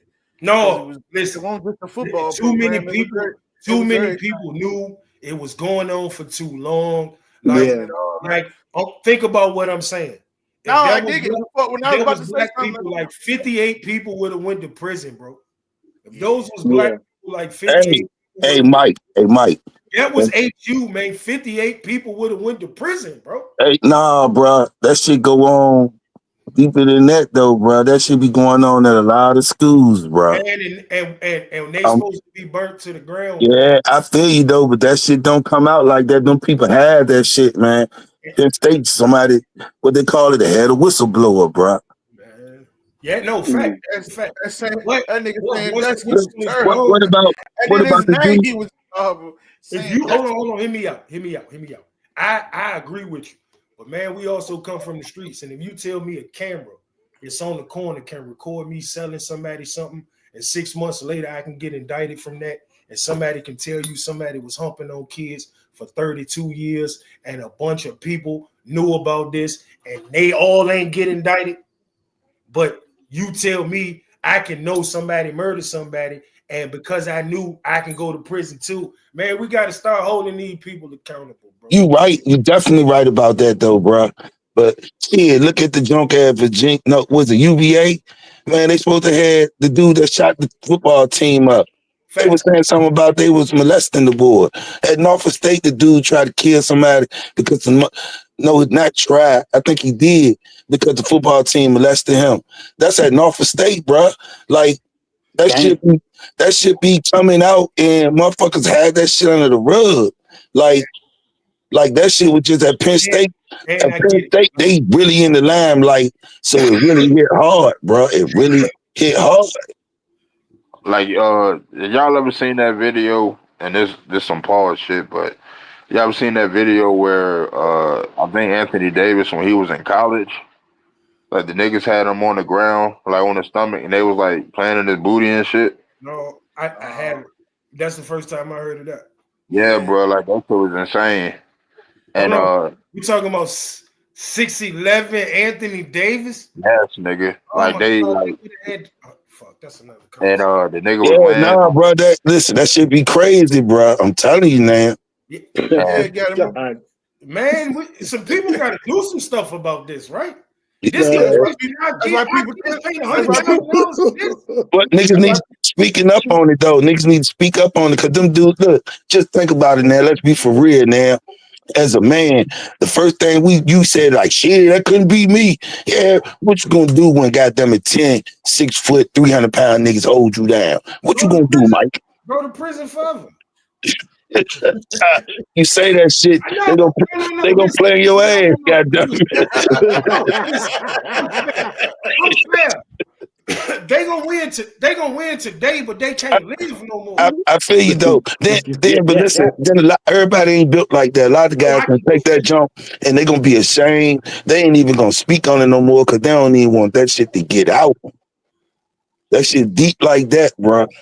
Yeah, it's definitely different times we're living in now, man. I tell you. Yeah, we gotta find a way to stop that I'm culture. gonna make. How about this? If y'all think that shit new, y'all sleeping, bro. No, If you think that shit just started happening, you sleeping. No. No. The part of it I'm speaking on is how high it went up of them people knowing and how long it went on. Like I'm a firm believer. Like, man, tell somebody. Everybody tried to get on Joe. Everybody tried to make it like it was Joe. And I think Joe his thing was shit, man. What if I told? What if I went to the people? What if I said something? So sometimes it just don't be the school, man. Like you say, these boosters and people in town. That damn right, these motherfuckers running shit that's behind the scenes. The sheriffs, the community. So when you go to the police, that shit disappear. And then they on you about some other shit. So no, but see, I can go for all of that, right?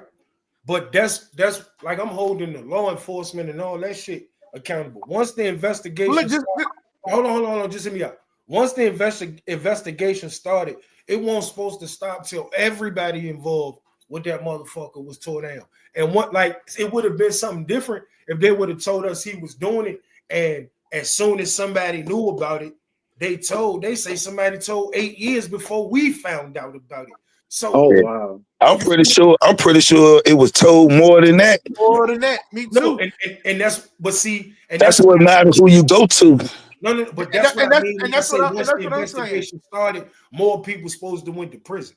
Listen, here it is. So check it out, like he just said, right? BYU found out your boy leaving, and they just gave him 9 million plus 15 million and all this, that, and the third. So imagine it's these group people you talking about with these billions, the 4-5 people that's about to get charged, they sons. They running the jails, they running the courts, they running everything else. So when you go tell, you get a report to that person, they give it to them, it disappear. They come see you. Now they got something to say. Money talk, man. You know what I'm saying? Yes. Yeah. Sure do. Money talk. You tell again, you're gonna be missing, you're gonna be gone. We'll come up with something or whatever. You know what I'm saying? Like, not saying you should bite the, everybody can say what they're gonna do until they put in that situation where they that damn right. When your life on the line, bro, you don't know. You're gonna move different, nigga. You're gonna move different. Especially when you're talking about money, billions that can track down, hunt you down. And these people, like we talking about in our city, that we move to be a bunch of niggas. But you gotta think about like small communities. Like that campus is a small community. Everybody know who's running it. We might see who running it on paper, but when you actually there, you know who's in control. That shit be crazy, bro. And they be running the whole town. Yeah, here you go. We got the mayors. You got the mayors and the governors and the policemen. They running the city, but the niggas on the street know who really running the city. Yeah. Mm-hmm. Who they answer to. So it be a lot, and people do be telling, man. But that shit ain't right. Yeah, but it ain't right. Though I'm with you, Mike. Right. It ain't right at all. But it be. And Joe was so old, it probably crushed him to go back to deal with. Because what if he come out and be like, man, we've been telling the police in on this and blah, blah, blah. You know what I'm saying? No, I think, and it's going to sound crazy, but I think Joe wanted to go. I think once football was gone from Joe, I think Joe wanted to die with his secrets and never have to deal with it. I really feel this, and Deacon remember this. I said, man, if they stop that man from coaching, that's all he know. He'll die within a year or two. That's what killed him. Later. That's what killed him. He was in perfect health before all that stuff started. And then once the scandal started, he died within 2 years of that stuff. Because he ain't coaching. Now he got to relive. What if it was kids he really was trying to help and he couldn't, bro? Now here it is. I'm old as hell. We got to deal with that again. Y'all might be right too, but listen, think about this, man. look at guys, and I know this from experience from the job I work on, been there 15 years now. Maybe guys that been worked there 20, 30 years, bro. When they retire, They be they gone. die within a month, man. He ain't got no reason to get up in the morning. They ain't doing nothing. Yeah, that's why I be like, when they be like seeing these old people at Walmart with jobs and stuff, they doing stuff to keep moving, man. Yeah. That's like when Pittsburgh and them from around the way, they used to get up. Used to get up every morning. I thought he had a job. He used to get up 6, 7 o'clock. They used to go hang in 7-Eleven. 7-Eleven and Hardy. 7-Eleven and Hardy's. Yeah, that's their morning routines every morning. I'm telling you, bro, that's just crazy. Like, not saying that stress and all that won't too heavy for Joe, but it could have been simple as you took his life. You took what he do. You took what he do away. Like a couple being married for 40 years. The husband died. The wife be right behind them. The other loved one be right behind them.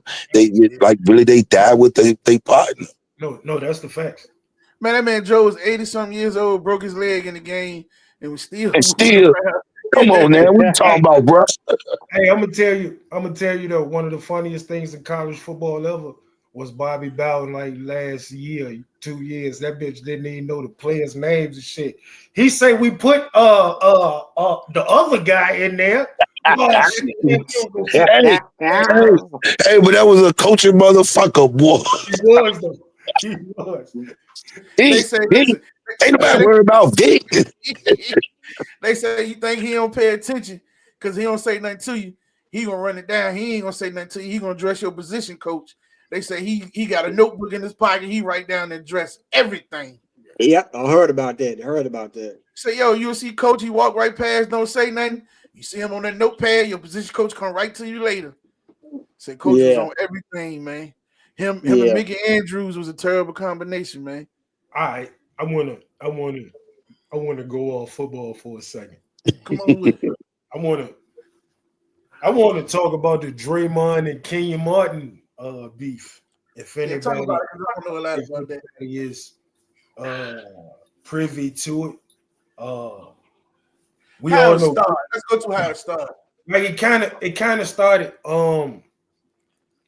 like from what I seen from Kenyon Martin being asked about Draymond multiple times about whether Draymond was a real tough guy, like based off Kenyon Martin being what they would call an enforcer, and then he was much more than an enforcer. Right, he was a number one pick. The bitch could really play basketball. Let's not. But he was also a nigga that'll slap the shit out you. You know what I'm saying? Like he'll punch you in your face and take the fine. He don't care about that shit. You can't walk up on him. He was goddamn a little bit of chalk, like Black Air Force One energy, as the young people are called. And he always get asked about Draymond and Draymond kicking niggas in the nuts and shit like that. And he just say he don't think Draymond one of them guys. He don't think Draymond one of them guys, which made Draymond prompt to eventually say he think Kenyon going at him all the time, and he think Kenyon underachieved as the number one pick, which made Kenyon come back and say, Draymond, you like, goddamn it, you won championships and shit, but if we take the accolades away, like you wouldn't be able to play with most of the people. And he named a bunch of power forwards that he say in the history of basketball that he believed better than him. And it turned into a conversation to me about like, would you rather be the individual who the man on the team, or would you rather win championships? Because all that other shit don't matter to me. And like for me, like I look at the two players as totally different people, because like Kenyon Martin was kind of like the number one option on his team. Like Jason Kidd was the point guard and probably the quote unquote best player, but Kenyon Martin led them in scoring. Kenyon Martin was who they ran their offense. Draymond not even that type of guy to two total different players to put them, like to compare them. But to act like so first let me say this. I hate comparisons, right? I hate it, and I'm gonna tell you why. Because it's only in the black community. Like we hear people talk about how Sometimes much. it's necessary though. Hold on, just hear me out. We only hear black people. We always hear about if Jordan needed Scotty, if Magic needed Kareem. We never hear them talk about if Bird needed McHale or whose team it was or none of that shit. We never hear them talk about think about what I'm saying. Karl Malone like a white guy. Like if you think about John Stockton got the most assists. Karl Malone now like third or fourth in scoring of all time.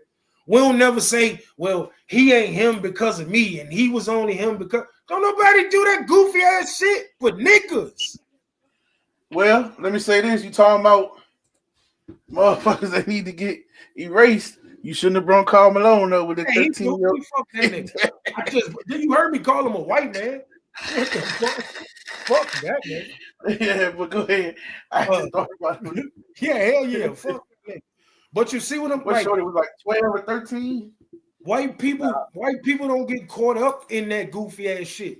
White people just celebrate greatness, and I try to do the same.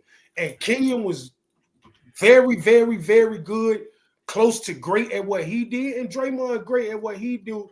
And why the hell we gotta make one out to be better than the other one or any of that shit?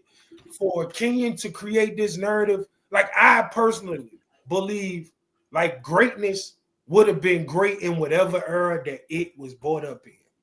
So for people to be like such and such couldn't have played in this era, if he was a great nigga in his era and he was brought up in that era and learned the ways of the game in that era, he would have been great in that era. Like a lot of niggas act like Jerry Rice wouldn't have been the shit in this NFL where they throw the ball all over the field. That bitch had not. I just don't understand it. Like, well, in Jordan era, if Jordan played in this era, he would have came up in this era and learned how to take care of his body the way LeBron learned how to take care of his body. If LeBron came up in Jordan era, he would have played a tougher game because it was a tougher game, and he would have dogged them niggas still. I don't be understanding this shit. Like, I don't understand how you can look at sports and play sports and all that shit and not recognize when greatness is being great. And that shit gonna be great anywhere, bro. Steph Curry couldn't have played in the 80s. Bitch, he shoot from half court. Who the fuck gonna foul him at half court, bro? Like, man. I mean, I'll live with a nigga shooting from half court all game. I'll live with that. Yep. Till he's Steph Curry. No, I'm saying I would like to see his percentage from half court. Like fucking. Like I'm sure. Would you rather a nigga shoot from half court or from the traditional 3-point line? I'd rather he shoot from half court. Is what I'm saying. Man, you know what the fuck I'm saying. I'd rather shoot from half court. If I can shoot from half court, you got to bring your defense out to half court, right? You gonna keep fouling me all the way out here? Because we gonna knock the little nigga down. What? So you just you could do that though. You could do that. You was gonna get called for foul. I mean, but you had goons on the team that was just there for fouling. Yeah. Like that was that nigga's job. So then when he just decided to shoot that motherfucker from 38 feet and it go in, then what? I'm saying you have to live. If a nigga's shooting from that far away, you have to live with it. You just got to try to stop it. What the fuck are we talking about? They live with it now, and he do the shit all the time. Okay, cool, but you still would live with a nigga shooting from that far away versus a nigga just getting a regular shot, a regular 3-point shot. Again, we talk. The nigga's the greatest shooter. He's the greatest shooter of all time. That's not debatable. No, that's what I'm saying. I ain't saying that. Like, fuck, they might defend him different. Cool. He's still gonna be Steph Curry. I think the greatest thing about Steph is that the nigga can shoot like that off the dribble. Facts. That shit to me. That's the toughest part about his game. Like, and the nigga don't stop moving. No, it's a lot of parts of the nigga game that y'all miss, but y'all don't watch this shit. That's another conversation. I mean, I watched Steph carry a lot actually, but that nigga's the GOAT. That nigga's the GOAT. But that's your opinion. He done brought me back. GOAT I conversation. do think I do I do think white people do comparisons, but they do comparisons about shit we don't care about. Like who the best drummer in some fucking band was or some silly ass shit like that. We don't give a fuck about that kind of stuff. They definitely compare See, they like do. They I kind of do. definitely seen I definitely seen white boys having discussions about who's better, Jordan or LeBron. I mean, they talk about the shit too. Hey You know man, what I'm saying? if he had a fade and said nigga, that's a nigga, bro. He Nah, just no, oh, whoa, nah. Don't be like that at all, man. Uh, but yeah, if her name believe Becky, but she got cornrows, that's not a real white girl.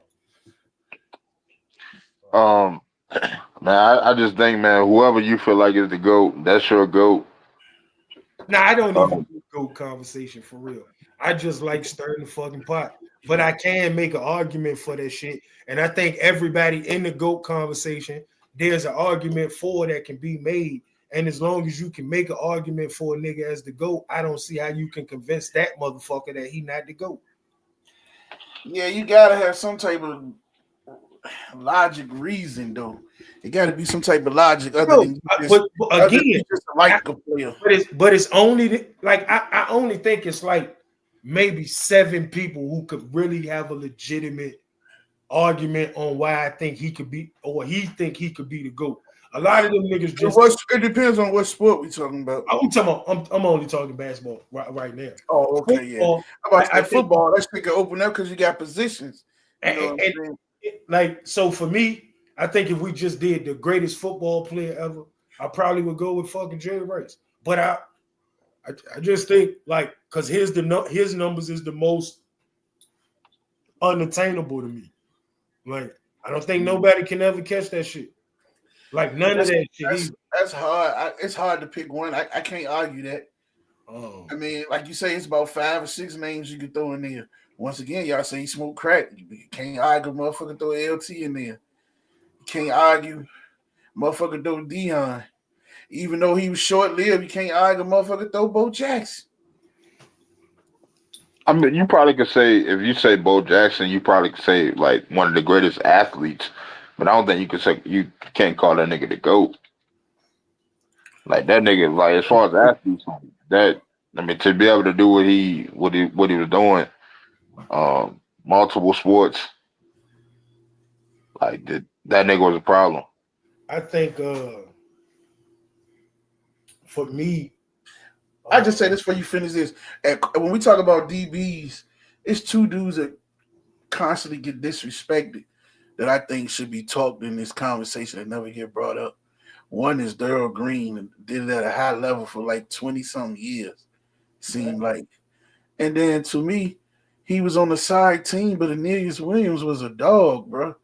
You know what I'm saying? If you didn't watch the game, see, it wasn't social media like that back then, so if you didn't watch the game, pay attention, you really didn't know. You know what I'm saying? Yeah, LT, Brady, I could definitely go for them. Ray Lewis. It's just so hard with football because it depends on what the metric is. Like it's so because that's like to me, I just say you got to go by position, man. It's too hard. You got to go to top 5, because even with the top 3 in every position, like 5 of those positions, it's hard for the top 3. You got to go 5, like instantly quarterback. Like we don't hear name top 3. Is everybody top 3 gonna be a little different? It may be one person in everybody's list. Well, I'm going Peyton. I go Montana, and I'm even though Mahomes in there right now, I'm already calling that nigga top 3 of all time. Like the nigga just turned 30. Yeah, I could go for that. If you stay healthy, that nigga gonna like, and they just gonna retool in the offseason. Like right now, shit down, but they losing a lot of 1-score games. Like last year, they won those games. They gonna be fine. Like niggas calling for the downfall of the banged up a lot this year. For you sure. know, But they're gonna be right back in the mix next year. quarterbacks is hard, man. I would love to put Mahomes at 3, but I can't right now. I'm saying he already got 3 Super Bowls. I feel you. I ain't arguing with you. I'm just about me. It's hard. I had 3 before you started, and my list done changed already. So, like,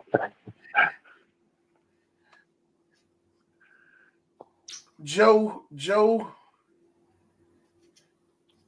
I argue this all the time.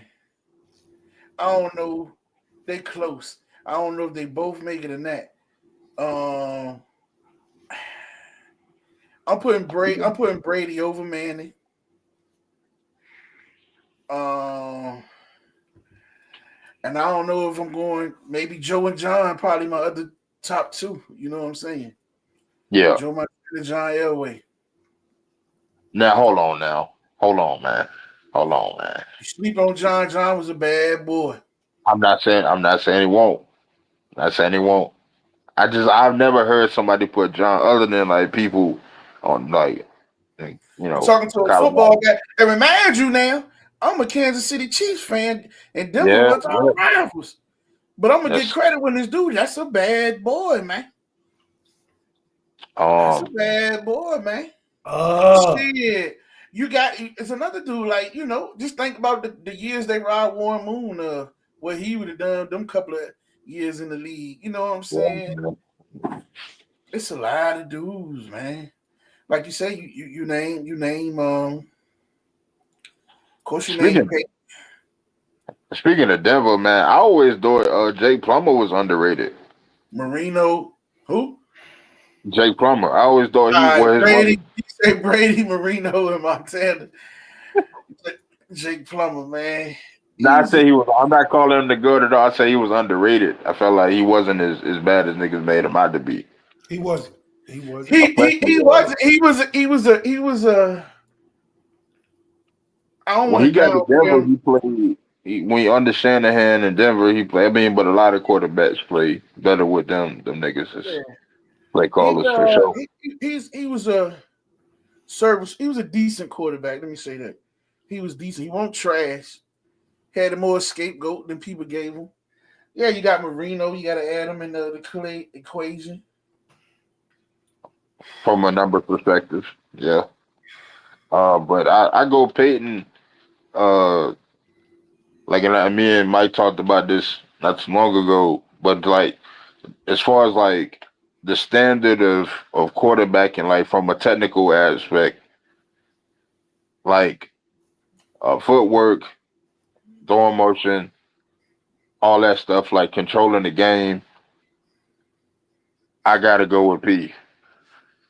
Like Brady, I felt like did it was all a lot that of things. Huh? I felt like he did all that and some.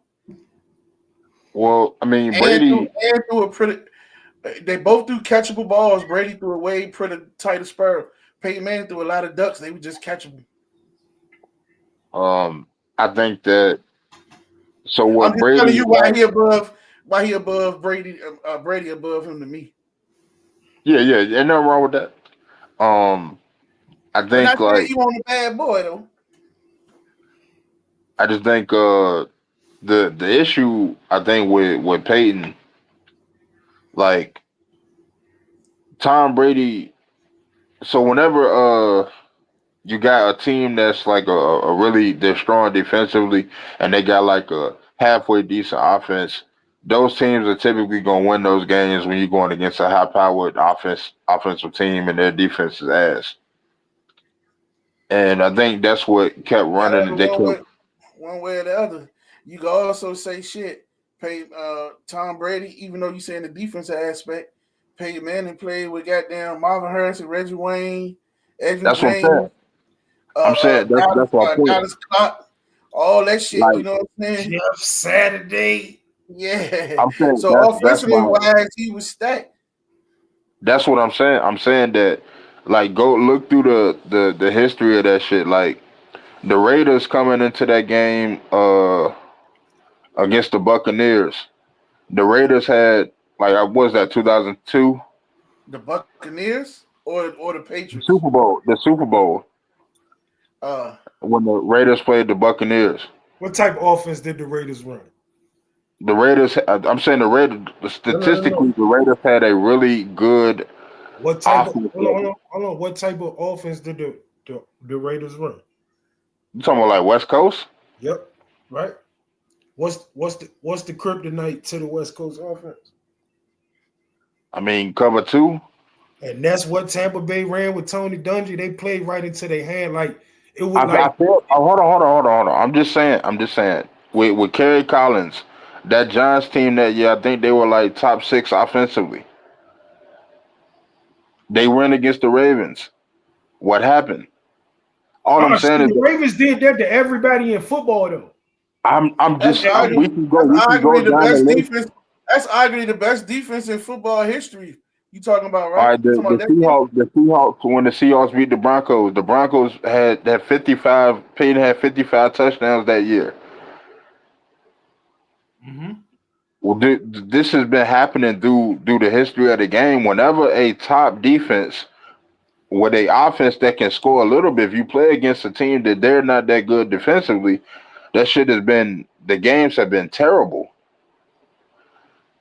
The Rams, when they played the Patriots, it'd be like that. It go with match. It'd be a lot more to do with the matchups too. I could go with you. I'm saying it's half. I'm just going off of the like when you look at the what has happened, like these things have happened. You know what I'm saying? Like the Rams against the Patriots, either time, whether it was with Kurt Warner or Jared Goff, the Rams offense was insane that year. They scored 3 points. Like it's do over the last 20 years, like last 20 some years, it's definitely been if you got a decent. I mean, even last year, the goddamn Eagles, although their offense was really good last year. Like all it takes sometimes, man, if you got a good defense, man, and the other team ain't that strong. I think the Chiefs defense was a little better last year than I don't think y'all should have let go of Snead though. Never. But you never let go of a man that you put it all over the field to lock down somebody at corner, slot, or whatever. I like McDuffie, we do that with all our good cornerbacks, man. And Reed. I don't know why y'all let Reed go. So let me say this. For the same money, even before that, the Honey Badger, he was gonna take a little less than what they gave Reed, which was making our defense better. Shit, we did it with Brandon Flowers, we did it with Marcus Peters, we did it. I don't know what it is with the DBs, we do it, man. So I got Brady 1, Manning 2, Montana 3, right? And my reason for Tom Brady being number 1 ain't got nothing to do with talent or nothing. Prior to being in Tampa Bay, he had 6 Super Bowl wins. He had 6 game-winning drives in the Super Bowl. In the 2 losses, I can pull them up on YouTube. He hit Wes Welker to put him in a position to win both. Remember, after Plaxico caught the touchdown, he threw the ball right like fucking 45 yards on the rope to goddamn it Wes Welker, and he dropped that motherfucker. They would have won that football game. The one with the Manningham catch, he threw the ball. That one went straight through Wes Welker's hands. They would have won that football game. We would have had 8 championships with 8 game-winning drives, bro. Which means when I need you to be your best, you your best. I don't have no other way. Like, we can talk about how the defense led them. I think in the game. You say that, but and this don't knock this because he's still number 1. I say the last one he won in New England. No, that's the one that solidified it for me. When he came back from 28 down, that's the one that solidified it. If the motherfucker Ford don't jump off sides, we beat them in that championship game to go to the Super Bowl instead of them. Facts. Oh yeah. That shit that was- crushed my. I was in Vegas. I never forget that. I seen that. I almost threw my phone across the goddamn shit. No, that the nigga, same way I that felt nigga when did the that nigga bitch right to when the nigga I grabbed the forgot who scored receiver. the pick. The That same nigga way I said- felt when the nigga grabbed the receiver in the first Super Bowl against y'all 3 Yeah. years ago. Yeah. I Yeah. truly believe that man get another chance with the ball, we gonna win. Yeah. You know what I'm saying? Like, hell yeah, nah. And for me, that's the beauty of sports. Like, we can talk about the what ifs and this, that's, and the thirds of all, but it's what happened that is what make it special. The fact that, like, nobody remember this. The greatest running game of all time to me is the game when Jamal Lewis literally said, "Hey, tell the Browns I'm gonna come out and break the rushing record today," and then went out and broke the rushing record. Like, you can't make that shit up.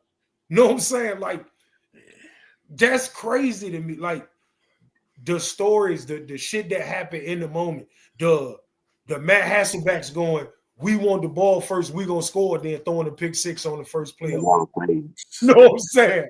Like, you gonna live in infamy for that shit, you goofy. One of my biggest jokes, and of course he died, and I'm a Chiefs fan. He died in his prime.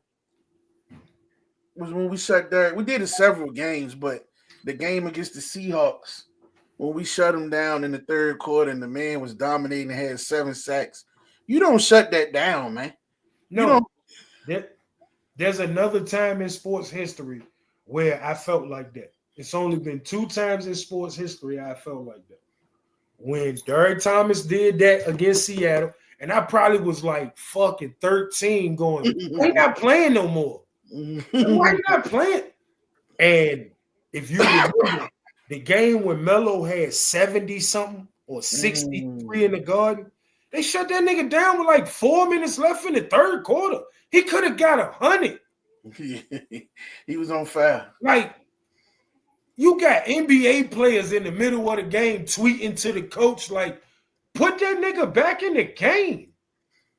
Like, fuck, bro. Like, you don't stop shit like that. You don't do that shit when Chad sent Pittsburgh Pepto. I remember that shit. Oh yeah. Yeah.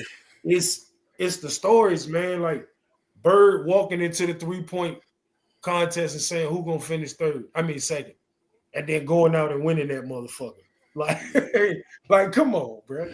Like, hey, I gotta get ready to shut it down. My headache coming back. Boy, they just kick it. I can go for that. Good little sports conversation. Yeah, man. Listen, I actually got an idea to jump on. I've been in the crib all day, ain't doing nothing, so this is my entertainment for the day. Hell yeah, I wanted to. D, appreciate you getting on there. You can get on there. Yeah, man. I know how to get you on there. I gotta have sports conversation. Don't worry about it. I got your ass. I'm about to, man. I tried to look at some of this basketball while we was on. I can't do it, man. This shit trash. Man, Duke won by 1 point. I've been sitting here watching the game. I'm about to watch Golden State, even though I'm watching the Celtics and she's so trash. I can't even remember who they playing. Looking right at Celtics and Knicks. Yeah. Good game though, 115 to 119. I just can't get into this joint. It ain't the same. It ain't the same. I can't. I be trying, Listen, bro. I'm telling you, this is what you have to do. And this shit gonna sound crazy, bro, but I promise you. I'm gonna let you know when Steph come back from injury. Watch Golden State with Steph, bro. I swear to God, I don't care what your favorite shit to watch on TV is. See, I think I ain't got no player I really want to see no more. Like talking I about. swear to God, you watch that little nigga. He is the most entertaining shit on TV. I gotta find somebody young. I gotta find somebody young to come out to watch. I used to like to watch Morant till he wanted to be Pistol Pete. Yeah, he got them a little pistol. Yeah. That's Not Pistol Pete. got them MC Bang Bang. Goddamn it. Man, His daddy want to be a thug. Everybody, all the money y'all got, y'all. Well, come on, man, sit down somewhere. No, I ain't gonna get into. Yes, I am real quick. We allowed that culture to take over TV, and we make them people think that shit cool.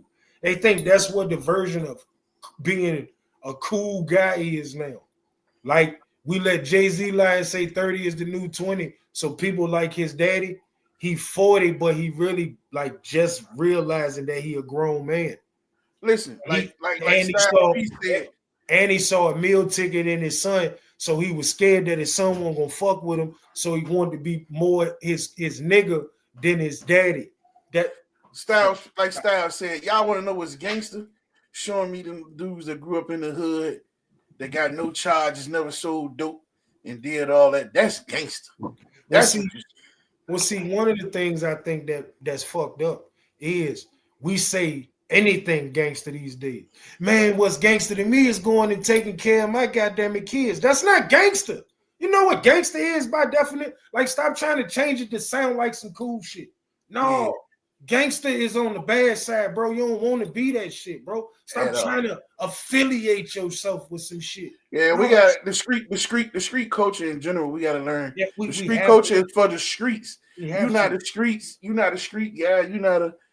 But like I said, let me get out here. I gotta take some medicine so I can get right before I go. Listen, man, I appreciate y'all getting on. Still, appreciate you, bro. I'll be in Florida next week, but I'm looking to chop it up and still doing while I'm there. I gotta remember to pack at least take a little small set. Even if I do it from my phone, we're still gonna chop it up. Do it. We in Florida, man. D, Kenny, appreciate y'all getting on, man. As we always say, may the wind always be at your back and the sun always upon your face. And may the wings of destiny carry you aloft to dance with the stars. Until next time, keep listening with pleasure. Peace. Peace out.